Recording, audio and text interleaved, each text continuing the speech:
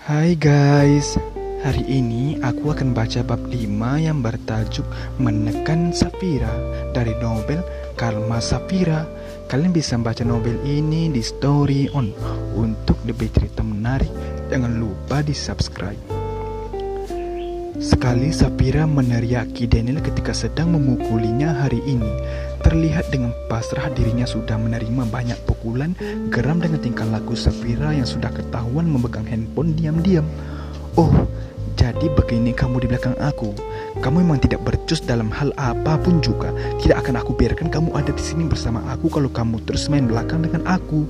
Jadi, kamu menggunakan handphone ini untuk selingkuh di belakang? Tanyanya menduduh dengan kasar. Daniel terus saja menuduh Safira sampai kesulitan bicara. Habislah sudah Daniel murka di depan Safira, tidak bisa diam dengan tingkahnya.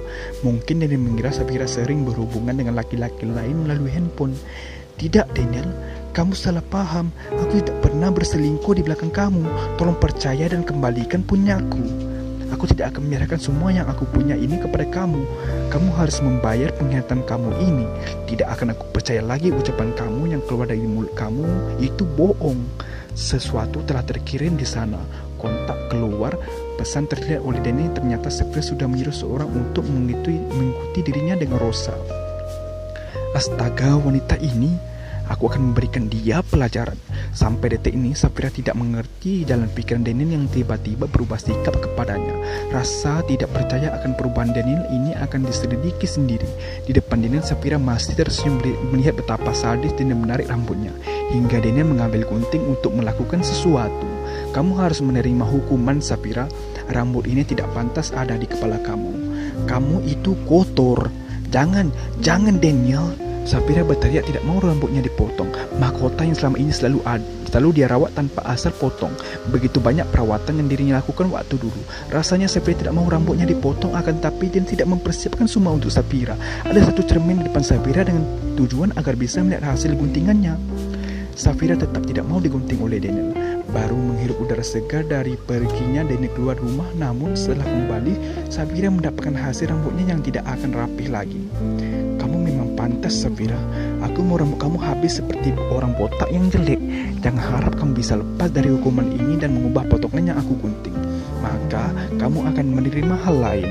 Ancamnya menarik rambut Safira. Safira menangis terus. Senyumnya hilang seketika itu dan tidak membiarkannya bernafas lega karena sudah menyumpatnya dengan kain dan memberikan hidungnya 2 kapas. Mati kamu, Safira. Kamu sudah membuat aku marah dan tidak termaafkan lagi. Dulu kamu cantik, tetapi sekali lagi aku tegaskan kepada kamu, tidak ada yang cantik di mata aku kalau wanita itu jalan dan suka bermain di belakangku. Hardiknya terus menuduh Safira. Hei, aku tidak selingkuh. Kamu yang sudah selingkuh dengan wanita itu. Kamu tidak pernah bicara apapun yang terjadi. Kamu menutupinya dari aku. Jujurlah sekarang, Daniel. Aku akan memaafkan kamu. Tangan Daniel semakin menarik rambut Safira sangat keras. Mulai hari ini akan terus menarik rambut orang yang selalu membuatnya murka. Dani tengah sibuk membawa Safira masuk ke dalam kamar kembali. Dia ingin bawanya ke kamar mandi agar bisa menikmati dinginnya kamar mandi, terutama air yang akan menggelami kepalanya. Kamu bisa mati sekarang ini. Semua yang akan kamu katakan itu akan aku respon. Mungkin kamu berpikir aku masih membutuhkan kamu, tetapi semua itu tidak akan mungkin terjadi. Aku sudah tidak akan mau lagi bersama kamu, jadi lebih baik kamu mati. Seperti ada setan yang merasuki otak Daniel sehingga terus ingin Safira mati di depannya. Semua yang terjadi ini tidak akan mengubah kebenciannya kepada Safira. Safira memang ketakutan setengah mati. Tolong lepaskan aku, Daniel, pintanya sembari menurunkan tubuhnya dari genggaman Daniel. Namun tidak bisa. Enak saja kamu mau aku lepaskan. Kamu tidak bisa minta itu kepada aku. Jangan harap kamu akan lepas dari kematianmu ini. Daniel tetap ingin membunuh Safira. Semua yang Safira pikirkan tentang sikap Daniel ini berubah.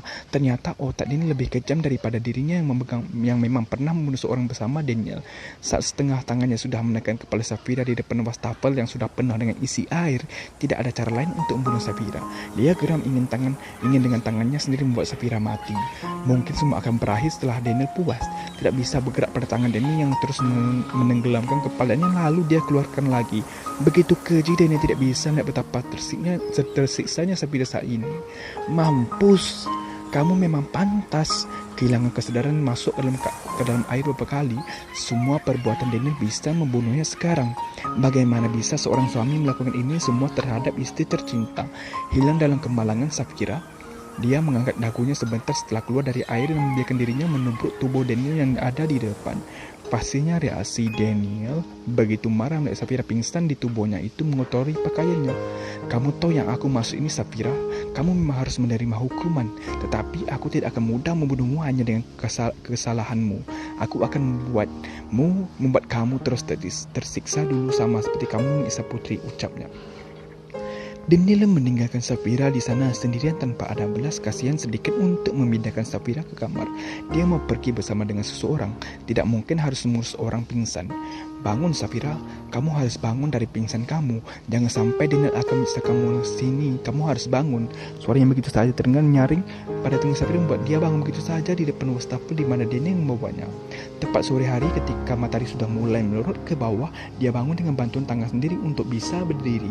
Di mana ini? Kemana Daniel? Masih memikirkan betapa kejamnya Daniel kepadanya. Saat ini Safira duduk di kursi coklat dekat dapur. Hanya merenung sedikit tentang suaminya. Semua yang dilakukannya tidak akan pernah bisa berharga untuk Daniel. Andaikan dulu aku tidak akan mencintai Daniel, mungkin tidak akan ada penyiksaan seperti sekarang. Lirihnya meneteskan air mata, melangkah ke anak tangga pelan-pelan. Semua beban hidup yang diemban Safira begitu memukulnya. Terlambat juga untuk bisa lari dari semua kenyataan yang telah dijalankan Safira. Hanya memerlukan beberapa plaster. Kamu harus kuat dengan semua ini, Safira. Hanya mengungkap diri sendiri agar tidak terlalu terbebani dengan penyiksaan Daniel. Perlu lebih berhati-hati menjalankan sikapnya. Namun memang Safira yang terus berkata pada diri sendiri tentang penyangkalan di dalam dirinya. Menutup mata atas semua keadaan yang ada. Di waktu ini juga ada suara yang menaiki anak tangga menuju ke kamar Safira. Siapa itu?